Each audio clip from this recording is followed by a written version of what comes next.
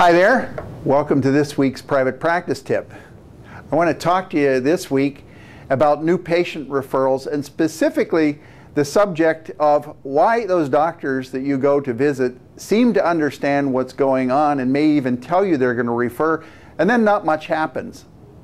I'm sure that you've been brave enough to go out and at least try to develop some referral relationships with your doctors, and one of the most common phenomenons that happens is if you manage to finally get an appointment with the doctor, which can be kind of difficult to begin with, but you get an appointment and you sit down and you seem to really be connecting and things seem to be changing.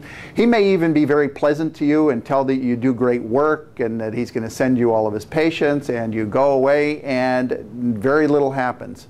Or you'll get a referral and then things will drop off after a short while.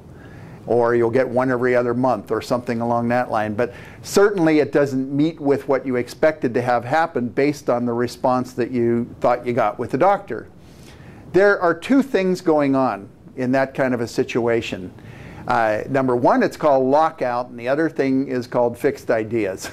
And you might think you kind of get those, but bear with me for a minute. I'll give you some more info on it. Lockout is a term that's used in sales.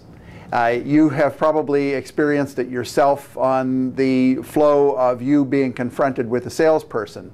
If a copier salesman came to the front desk and started telling you all about the new XT23 copier that does two-sided copy and collating, and it does all that great stuff, and he's going on, and you can tell the fellow's kind of uncomfortable. He's a nice guy, but he's uncomfortable having to make this sales pitch and everything. Usually we will respond to that by smiling and taking his brochure and telling him we'll think about it, or, you know, yeah, we've been thinking about a copier, and, you know, call me back in a couple months or something along that line, because we don't want to be rude to the person. He's a nice guy. You know, so we do that, and what happens when that person tries to get an appointment again? It's you've tipped off your front desk that you don't want to talk to him. You also feel a little bit guilty because you told him you'd think about it, and you know you haven't, and you probably had no real intention of doing it. Now, that person is locked out, and it's not even his fault totally, because that person, he's been set up a little bit by the fact that there have been all these other salesmen coming before him who have done pretty much the same kind of thing, and they have a bit of a money motivation that makes you feel uncomfortable, right? So he's the effect of lockout from other people and from the kind of things that he's doing. Now, when you go to a doctor and you're talking to a doctor, one thing to realize is that before you have been a constant stream, day in and day out. You see them when you go to their offices with their briefcases on wheels. You see the drug salesman and equipment salesman and people that are constantly bombarding this poor doctor. And he's also confronted with your competitors. He's confronted with people asking him for two things: money and patience. And in the doctor's mind, in the mind of that doctor, it's both the same kind of a thing.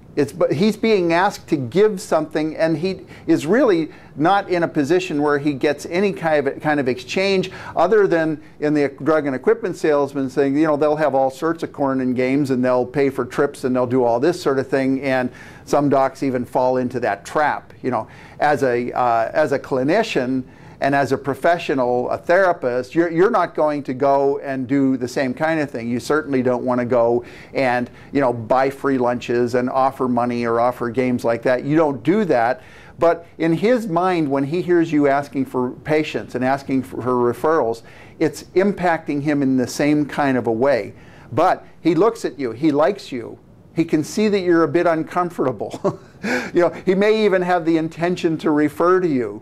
But mostly he's trying to get through this appointment, and he will ask at some point for your prescription pad and your brochure, and he'll smile pleasantly, and he frankly is shining you on because internally he's probably experiencing some of the same kind of anxiety that you experience when you're confronted with a salesman to a greater or lesser degree.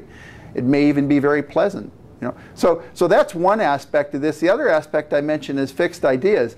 And fixed ideas, you know, that doctor very likely at some point in his training had some white-haired physician look at him and say, "Let me tell you, Bob. Let me tell you about these therapists. You know, you got to watch them. They're going to be very aggressive." And he has that, and the only thing he may think that you do is treat backs because he once had his own back treated. So that he has you in that bracket, that's all you do. These fixed ideas sit there and they act almost like they're looking through a window, you know, that has written on it, hot pack ultrasound massage, humming, hot pack ultrasound massage. You know, that's what this person is doing, and that's all that they do. And he doesn't see you, he sees this window that he has there. So even if he manages to peek through the window at you and you personally and kind of likes you, the minute you go away, he's seeing this window again. He's seeing these fixed ideas. And that stops him from evaluating patients properly and from referring properly. So you got two tough problems there. One, you got to learn how to deal with these people so that you're seen as a colleague and not as a problem to them, and not as somebody coming to ask them for patients and or money. The other thing is you need to know how to take those fixed ideas and one at a time break those down. One at a time get through it layer by layer by layer. It's a good long-term commitment, by the way, for you to be able to do that. But it can be done, and I tell you, one good referring physician can mean about $100,000 a year to you in the value of patients that they can send. So it's worth learning. To learn more about that, there's two things you need to do. Number one, we do a weekly webinar. The one that I'm referring to right here is called The Secret to Endless Referrals.